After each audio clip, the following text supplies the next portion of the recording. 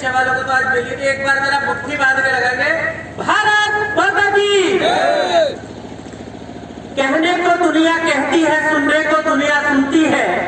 कहने को दुनिया कहती है, सुनने को दुनिया सुनती है। कहने सुनने को ही लेकिन हम नहीं कहानी कहते हैं।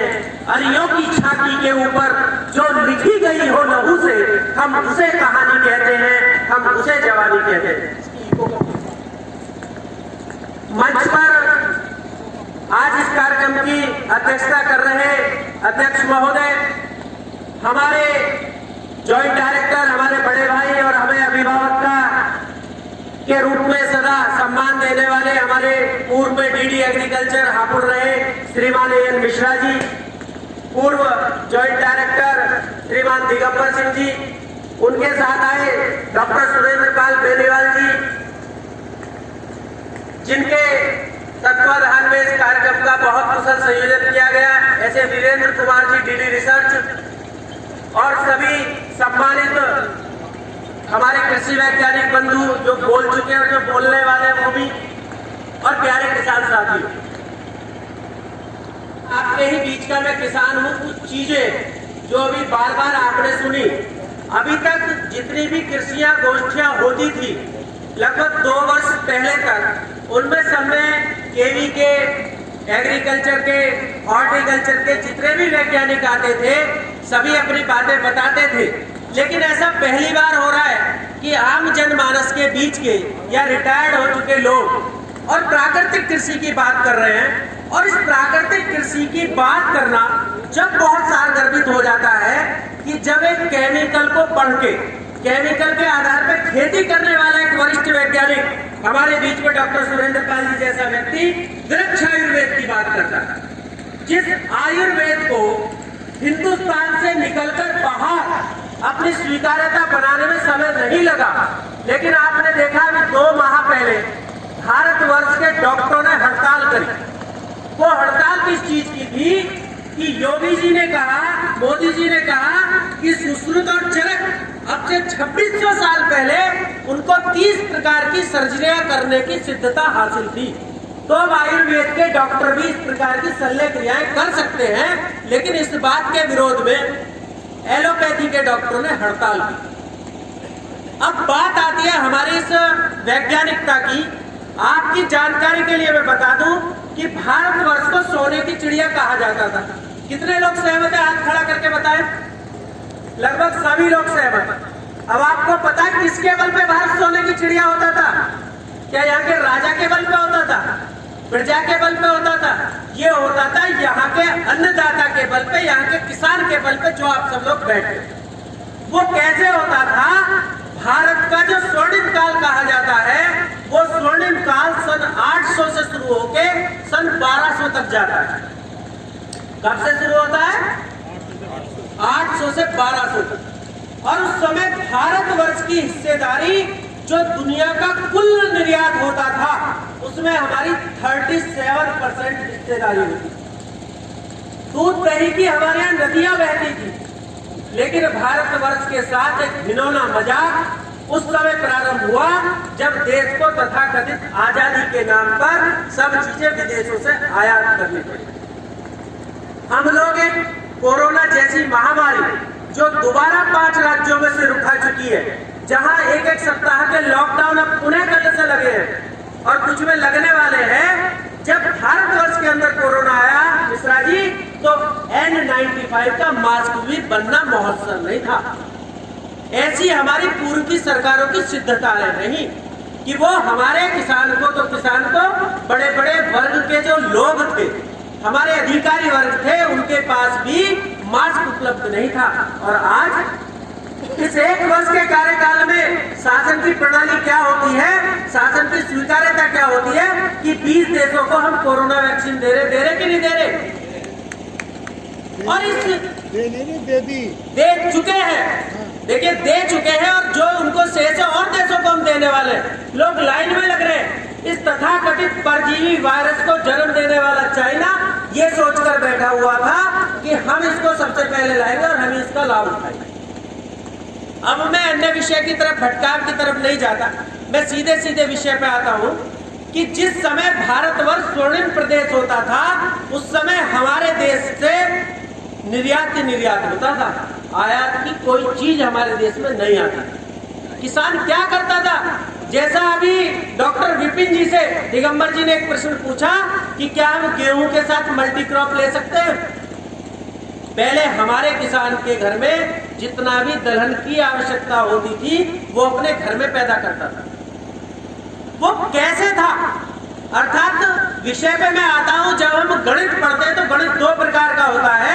एक अंक गणित होता है जिसको सीधे सीधे हल करना होता है, और एक बीज गणित होता है जिसको उल्टा हल करना होता है। तो अभी क्योंकि हम सन 800 से लेके 1200 तक की बात कर रहे हैं, लगभग 1000 वर्ष पूर्व जा रहे हैं, 1200 वर्ष पूर्व जा रहे हैं, तो उल्टी बातें करते हैं। तो भारतवर्ष सोने की चिड़िया कैसे था? तो भारतवर्ष यदि किसानों के बल पे सोने की चिड़िया था, तो उसके बाद से ऐसा क्या हो गया कि जो किसान बर्बादी की कगार पर हो गया। आज क्या कोई किसान अपने बेटे को किसान बनाना चाहता है? किसी का बैड लक कहलाता है कि उसका बेटा किसान बन जाए। लेकिन मैं आप सभी लोगों को अपनी ओर से, डैश की ओर से, जेडी साहब की ओर से विश्वास करना चाहता हूं कि जो इस समय कृषि विभाग ने जिस चक्र को नाम दिया है भारतीय प्राकृतिक कृषि पद्धति। देखिए, एक गीत था जिसको हम गाते थे कि जो चाहे जिस पथ से आए किंतु साधक केंद्र बिंदु पहुंचेगा। जैसे दिल्ली जाने के लिए हरियाणा वालों की, पंजाब वालों की, राजस्थान वालों की, हम पश्चिम वालों की दिशाएं तो अलग अलग है ना दिल्ली पहुंचने की, लेकिन पहुंचना कहां है सबको? तो जब दिल्ली पहुंचना है तो इसी प्रकार से हम इस कृषि का नाम कुछ भी दे दे डॉक्टर साहब, लेकिन कृषि का मूल जो भावना है वह वही है जो सन 800 से 1200 तक रही। उसका जो मूल आधार था हमारी भारतीय कृषि का।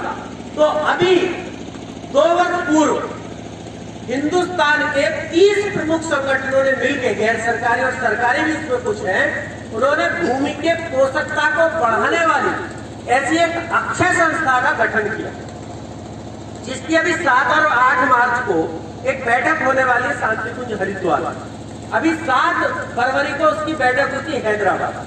तो वो जो चीज थी, वो चीज अभी जो किसानों के सीधे संपर्क में आने की है कि हमारी भूमि का जो जैव कार्बन था, उसका उस समय जो स्तर होता था 0.9 होता था।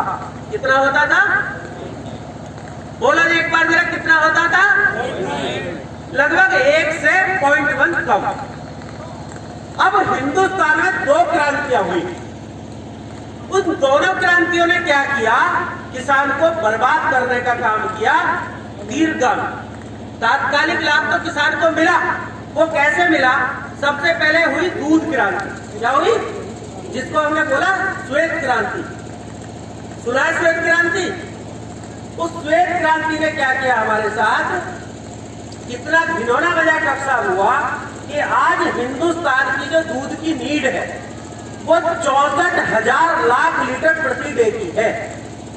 ये मैं नहीं कह रहा, ये दुग्ध डेयरी आयोग कह रहा है। और दूध की जो इस समय हमारे यहाँ उपज है या पैदावार है वो कितनी है? 9,000 लाख लीटर।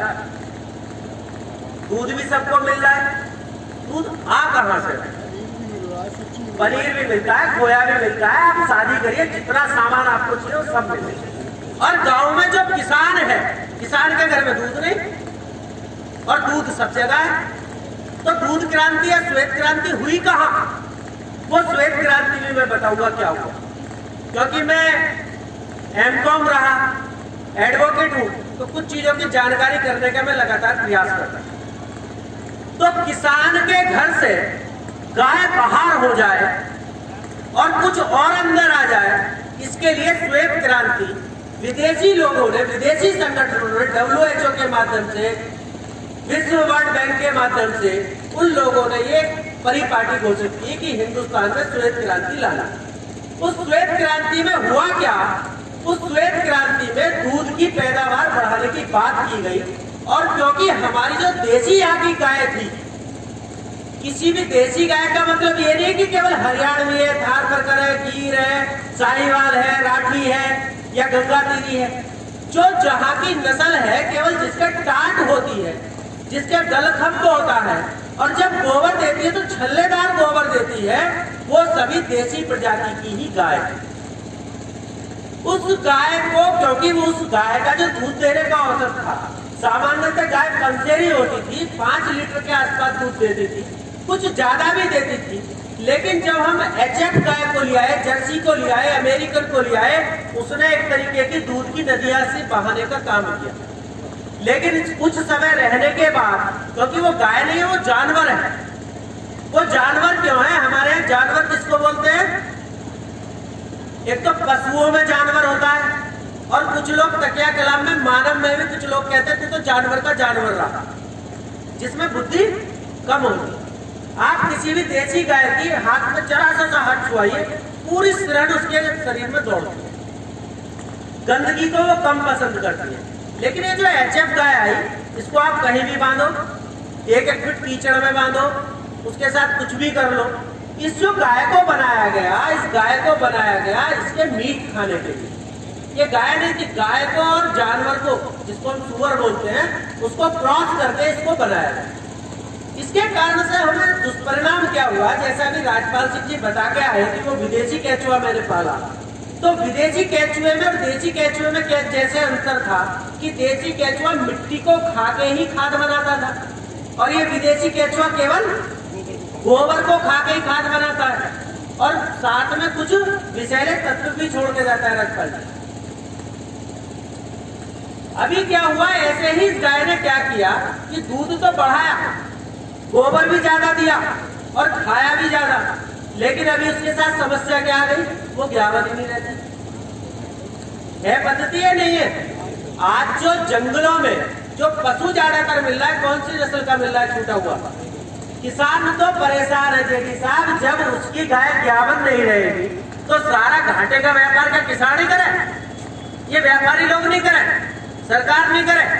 भाई किसान के घर पे ही तो सारी आफत है। जितने भी देवी देवता मान लिए, जितने जलचर मान लिए, पशुचर मान लिए, कीट मान लिए, पतंगे हो गए, किसकी जान को भाई ईमानदारी से बताइए। अभी ओला पड़ने लगे तो किसकी जान को पड़ेगी? तो किसान ही तो परेशान हुआ, तो किसान ने परेशानी का हल निकाला कि मेरी 2-4-5 हज़ार की बिके मत बिको, इसे छोड़ के ही। तो देसी गाय जब तक हमारे खूंटे पर थी, उसका गोबर हम अपने कहाँ गिरते थे? खेत में ही तो जाएगा गोबर। उससे हमारी पैदावार बढ़ती थी, हमारा ऑर्गेनिक कार्बन बढ़ता था। उधर तो हमने श्वेत क्रांति को जन्म दिया, उधर हरित क्रांति आ गई, और हरित क्रांति आने पर जो हमने पेस्टिसाइड लगाए, जो हमने उर्वरक के रूप में केमिकल दिए, हमारा बहुत अच्छा प्रोडक्शन 8, 10, 15 वर्षों तक रहा। उसका कारण ये रहा कि जिस समय हरित क्रांति आई, उस समय भूमि का जो ऑर्गेनिक कार्बन का स्तर था लगभग वो 0.53 के आसपास था, 0.55 था, लगभग जितना होना चाहिए था उससे आधा था। लेकिन उस सारे कार्बन को खा गया कौन? जैसा अभी आपने बताया, उसको खा गए वहां की खरपतवार खा गई, उसको वहां की क्या खा गई? जो हमने केमिकल गिरे वो खा गए। भूमि कैडी होती चली गई, और जब भूमि कैडी होती चली गई तो हमारा ऑर्गेनिक कार्बन आज कितना है, हमारे साइंटिस्ट बैठे हैं वो बताएंगे। कोई बहुत अच्छे खेत का मालिक है तो 0.1 उसके खेत में इस समय लगभग रहा हो। तो इस सारी चीज में क्या हुआ कि जब हमारी भूमि का ऑर्गेनिक कार्बन घटता चला गया, तो जब उसको बढ़ाने की बात आई तो उसको बढ़ाए कौन? उसको बढ़ाने का काम हमारी जो प्राचीन संस्कृति में जो सारी चीजें थी, वृक्ष आयुर्वेद के रूप में थी, अन्य विद्वानों के रूप में थी, उन्हीं में से एक व्यक्ति निकल के बाहर आया, सुभाष पालेकर जी नाम। सुभाष पालेकर जी ने उस समय सबसे पहले इसका नाम दिया जीरो बजट। लेकिन कुछ लोगों ने उसमें तर्क किया कि भाई जीरो बजट कैसे हो सकती है, इसमें लागत भी आती है, मानव श्रम भी लगता है, तो उन्होंने फिर इसको नाम दिया गौवंश आधारित प्राकृतिक कृषि। लेकिन हमारी उत्तर प्रदेश की सरकार ने इसको नाम दिया है BPKP, भारतीय प्राकृतिक कृषि पद्धति। अभी मुझे मंच का आदेश हुआ है कि मुझे विषय क्योंकि और भी वक्ता शेष है, तो बस मैं ये बताना चाहूंगा कि जैसा पूर्व में भी आयुर्वेद के वक्ता के रूप में बहुत अच्छा वर्णन डॉक्टर सुरेंद्र पाल जी करके गए हैं, इसकी जो मेन विषय है, आप अपने खेत में जीवामृत, घनजीवामृत और आज मैं 10 पर ईयर की इस रिसर्च सेंटर के लिए भी लेकर आया हूँ आज 25 लीटर। आप उसको देख सकते हैं, अनिल जी है जो इसकी चिंता कर रहे हैं उसे खेत की, आप उनसे मिलकर उसको देख सकते हैं। उसमें सारी चीजें मिलती है 10 पर ईयर में डॉक्टर सुनील जी। उसमें 1 किलो देसी अदरक की चटनी, 1 किलो तीखी हरी मिर्च की चटनी, 1 किलो हल्दी पाउडर, 1 किलो उसके अंदर आपकी लहसुन की देसी की चटनी, 1 किलो तंबाकू पाउडर, 10 लीटर गौमूत्र, 10 किलो उसमें देसी गाय का गोबर और 20 ग्राम उसमें हींग पड़ता है। उसके बाद उसमें 10 प्रकार की वे वनस्पतियां जो आप और हम सब जानते हैं, जैसे आपका नीम है, आम के पत्ते हैं, चिरचिटे के पत्ते हैं, पीपल तो उसमें अभी नहीं गिरते हैं, मतलब उसको नहीं कहते हैं उसमें, पीठे के पत्ते नहीं, आप उसमें देखिए वो पत्ते सामान्यतः गिरे जिनको गाय नहीं खाती। और कुछ ऐसे जो गिरने अनिवार्य, जैसे बेल पत्थर के पत्ते, सरीके के पत्ते हैं, एक वो क्या होता है वो धतूरा, धतूरा इसमें अनिवार्य रूप से गिर रहे हैं। तो आप इनके सबके 2-2 किलो पत्ते लेके कुट्टी काट के 1 ग्राम में भर के ऊपर से पानी गिर के ढक दो और सुबह शाम उसमें 1-1 मिनट क्लॉकवाइज दिशा में उसको घुमाना। 45 दिन बाद आप उसको छान के दूसरे ड्राम में पलट दो और निपराम हो जाओ 6 महीने के लिए। कारण क्या होता है, जैसे आम पे इस समय बौर आ रहा है, जिस भी फसल पे बौर आता है, बौर आने के बाद में उसमें नई पत्तियां भी बाहर आती है और नई पत्तियां आती हैं तो जो शत्रु कीट होते हैं उसको खाने वाले वो उसको आते हैं, कोई चेपे के रूप में आता है, कोई हॉपर के रूप में आता है। अब हम उसके लिए क्या करते हैं कि हम उस पे किसी भी पेस्टिसाइड का स्प्रे कर देते हैं। तो उससे क्या होता है कि जो हमारे मित्र कीट हैं, जो परागण करने वाले कीट हैं, वो भी नष्ट हो जाते हैं। इनको हम कहते हैं कीटनाशक, लेकिन हमारी इस प्राकृतिक भाषा में इन सबको हमने कीट नियंत्रक का नाम दिया है। और जब आप 10 पर का स्प्रे करेंगे तो आपके जो मित्र कीट है वो रहेंगे, शत्रु कीट चले जाएंगे, क्योंकि प्रकृति ने ये व्यवस्था बनाई है और किसान के लिए विशेष रूप से कि जितने भी मांसाहारी कीट या जानवर हैं वो सब किसान के क्या है, मित्र। क्या है, आपके जंगल में एक टाइगर आ जाए तो क्या कोई भी गीदड़ आएगा, उसकी खुशबू को सुन के भाग जाएगा। कोई नीलगाय नहीं आएगी, कोई जानवर नहीं रहेगा। और जितने भी आपके शाकाहारी जीव है वो सब किसान के दुश्मन हैं। ये बात आज नहीं पता चली, पुरानी है, पुरानी पर पता आज चली, पता कुछ लोगों को होगा।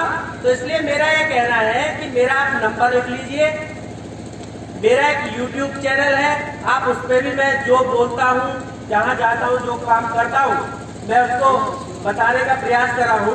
उसका नाम है गंगा फॉरेस्ट नेचुरल फार्मिंग। आप बोलेंगे उसमें तो आ जाएगा। मेरा नंबर है 9897, लिख लीजिए 9897 856 990। इसे मैं इंग्लिश में बोल देता हूँ 9897 856 990। मेरे को फोन करके आप कभी भी किसी विषय में जान सकते हैं।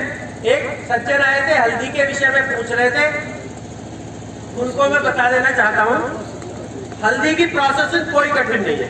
आपको तय करना है कि घर के लिए चाहिए कि व्यवसायिक चाहिए। और आपको घर के लिए चाहिए तो आपको हल्दी को उबालने की बिल्कुल भी जरूरत नहीं है, हल्दी को सुखाने की बिल्कुल भी जरूरत नहीं है। आप ये बताओ, कच्चे मसाले में स्वाद होता है और पिसी हुई हल्दी में इतना स्वाद नहीं होता। उसका कारण ये है कि जब हल्दी को हम बॉईल करते हैं और हल्दी को बॉईल करने के बाद में उसको सुखाते हैं तो उसका जो कर्कुलम होता है वो क्षीण अवस्था में आ जाता है। आपको इसमें करना क्या है कि हल्दी को आप साफ तरीके से धो लीजिए, मिट्टी उसकी हटा दीजिए और उसको किसी भी कद्दूकस पे ले लीजिए, चिप्स कटर पे ले लीजिए, जैसे चिप्स महिलाएं बनाती हैं, और उसके चिप्स काट दीजिए और चिप्स काट के उसको सुखा लीजिए। जो हल्दी आपकी 1 महीने में सूखने वाली थी वो 2-3 दिन में सूख जाए। और फिर अपना जितनी जरूरत हो मिक्सी में घेरो, ग्राइंडर घुमाओ और उसको पीस के खा जाए। लेकिन कोई भी जो मसाला है वो कुटने के बाद जितनी सुगंध देता है इतनी कटने के या पिसने के बाद में नहीं देता। इसलिए पहले जो महिलाएं थी काय में कूटती थी, मामजस्ते में। दूसरे नंबर पे एक बात मैं और कहना चाहूंगा किसानों को कि किसानों को आधुनिक खेती की तरफ यदि बढ़ना है तो नेचुरल फार्मिंग के जो इस समय दाम है वो मेरे भाइयों अद्भुत है। और देखो ये पुरानी पीढ़ी के लोग करें न करें, लेकिन मेरे जो युवा किसान बैठे हैं वो जरूर करें। इस समय आप काला गेहूं और बंसी गेहूं जरूर सुन रहे होंगे, सबका रेट 5,000 रुपए से ऊपर। यदि आधा हो भी गया तो लागत भी तो यही, दाम तो 2.5 गुना बढ़ गया। इसी प्रकार से अकेली कोई चीज ना बोए। यदि आपके पास बागवानी है तो बागवानी का मैंने मॉडल खड़ा किया है। पंच स्तरीय बागवानी का मेरे पास मॉडल है। खेती भी हम लोग कर रहे हैं। बहादुरगढ़ गढ़मुक्तेश्वर के पास में ग्राम होता है, एन मिश्रा जी की प्रेरणा से हम सब लोगों ने वो काम शुरू किया था। आप सब लोग उसका एक बार विजिट करने आओ, उसको देखो कि किस प्रकार से हमने किया है। अदरक का बीज अभी आने वाला है, कृषि विभाग हॉर्टिकल्चर का, यहाँ नहीं आएगा तो आप संपर्क कर लें। अदरक जरूर आप पेड़ों के नीचे बोए, क्योंकि जो फसल है वो कैंडल लाइट के ऊपर निर्भर करती है। हमारी जो कैंडल लाइट है वो कैंडल लाइट हर मसाले को 3,000 से लगभग 4,000 कैंडल लाइट के बीच में हमें चाहिए। और वो जो पूर्ति होती है हमारी पेड़ के नीचे ही होती है। और इस समय 5 राज्यों की सरकार इस प्राकृतिक कृषि को अपने आप बढ़ावा दे रही है। माननीय राज्यपाल महोदय आनंदीबेन पटेल जी हमारे ही संरक्षण में वहाँ का काम राज्यपाल भवन का वहाँ के राज्यपाल भवन में काम चल रहा है। आचार्य देवव्रत जी का नाम यदि हम में से कुछ लोग आर्य समाजी होंगे, आपने सुना ही होगा। गुरुकुल कुरुक्षेत्र का नाम, वहाँ लगभग 200 एकड़ में सारा काम चल रहा है। इसलिए आप पहले देख लो फिर कर लो, ये घाटे का सौदा नहीं है, इतना मैं कहना चाहता। हमारे यहाँ की मूली, हमारे यहाँ के व्यवसायी बहुत अच्छे। हिंदुस्तान के अंदर एकमात्र ऐसी सबसे पहली यूनिट लगाने का काम बहादुरगढ़ में हमारे स्वयंसेवक कार्यकर्ता ने किया। एक इटालियन डिश होती है जिसको हम बोलते हैं चीज। वो चीज पहले हिंदुस्तान में आयात होती थी, लेकिन उस व्यक्ति ने कहा मैं आयात नहीं होने दूंगा, निर्यात करूंगा। उन्होंने दूध से चीज वहां बनाने का काम किया। वो हमारे खेत की मूली लेकर गए और उन्होंने झूठे से ही इन लोगों को दी कि भाई 5 रुपए की एक मूली है, खाने खा लो, लेके ले लो, नहीं तो मत लो। उन्होंने लगभग 500 से 700 मूली हमारे ले जाके बेची और उसके बाद पैसे भी लाके हमें दिए और लोगों की डिमांड आई। तो देखिए नेचुरल चीज में स्वाद है। जैसे आपके बिटोरे के ऊपर क्या हो जाता है, घिया, कांसी फल, कद्दू, उसमें स्वाद अलग होता नहीं होता। तो बस यही चीज है नेचुरल में। इतनी बात देखे मैं अपना विषय समाप्त।